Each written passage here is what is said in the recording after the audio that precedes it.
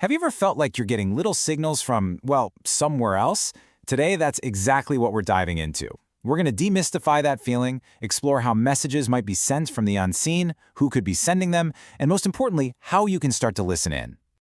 So let me just ask you this. Have you ever been right in the middle of a really tough day, and all of a sudden you just felt this warm, comforting, loving presence with you, even when you are completely and totally alone? Or maybe it's been other little things, that sudden, unexpected wave of peace that just washes over you for no reason. Or you keep seeing the same numbers everywhere, like 111, 444. Or finding a single feather on your path where it just doesn't seem to belong. Or, and this is a big one, a song comes on the radio with the exact lyrics you needed to hear in that moment. The idea here is that these aren't just random coincidences. They could be little nudges from beyond. And there's actually a name for all this. It's called channeling.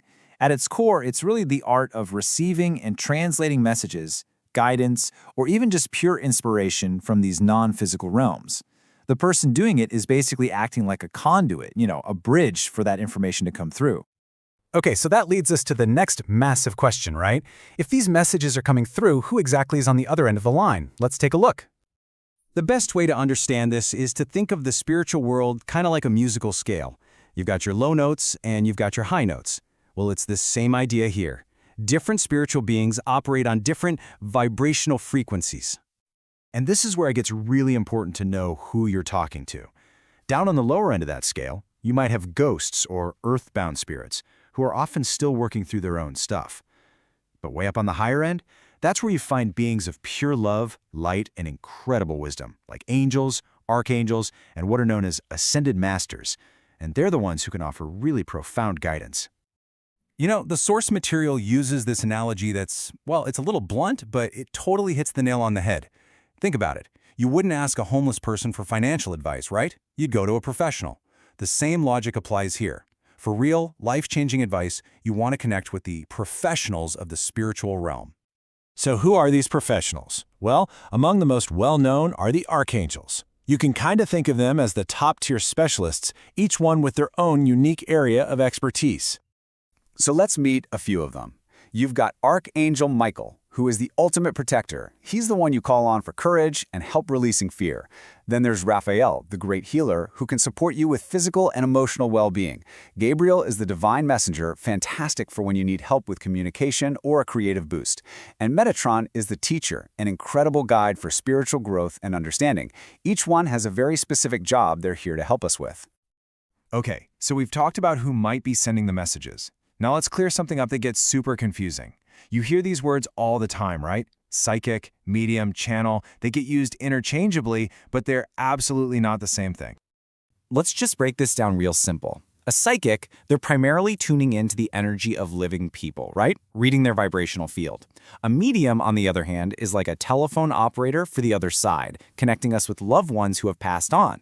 But a channel, which is what we're focused on, connects specifically with those high vibration beings, the angels, the masters, to bring through messages of universal wisdom. So you see, it's all about what frequency they're tuning into. And the quality of that connection, it matters a lot. This is such a great analogy. Think of it like a radio. You want that crystal clear, crisp FM signal, don't you? Not some fuzzy, static-filled AM station where you can barely make out the words. A true channel is always working to be that clear FM signal, making sure their own thoughts and ego don't interfere with the message. So we've gone over the what, the who, and the how it all works. Now for the really exciting part. How can you actually start making that connection? Let's walk through a super simple guide. Now listen up, because this is the single most important rule of the game. You have to ask. Your angels operate with complete and total respect for your free will. They won't just barge into your life and start rearranging things, unless it's a true life or death emergency. You have to invite them in. Your asking is the key that unlocks the door. So, how do you do it? It's really just 4 easy steps. First, set your intention. Just find a quiet moment, take a breath, and get really clear on what you need help with. Step 2, simply ask. You can say it out loud, think it in your head, write it in a journal. It doesn't matter how, just ask from the heart. Then step 3 is to watch for the signs. Start paying attention to all those little things, the numbers, the songs, the feathers, your own gut feelings. And finally, step 4 is to trust the process. Have a little faith. The answers don't always come like a lightning bolt. Sometimes they unfold gently over time. And look, it doesn't need to be some grand, formal prayer. It can be as simple and beautiful as this. Dear guardian angels, thank you for walking with me. Please help me make the best decisions for my highest good. That's it. It's clear, it's from the heart, and it opens that line of communication right up. So let's bring this all home. We've talked about the subtle signs, we've met the archangels, and we've walked through a clear path for how you can connect with them. When it comes right down to it, the main takeaway is this. This connection isn't something far away or out of reach, reserved only for a special few. It's right here. It's always available. The angelic realm is, truly, just a single breath away. So, I'll just leave you with this to think about.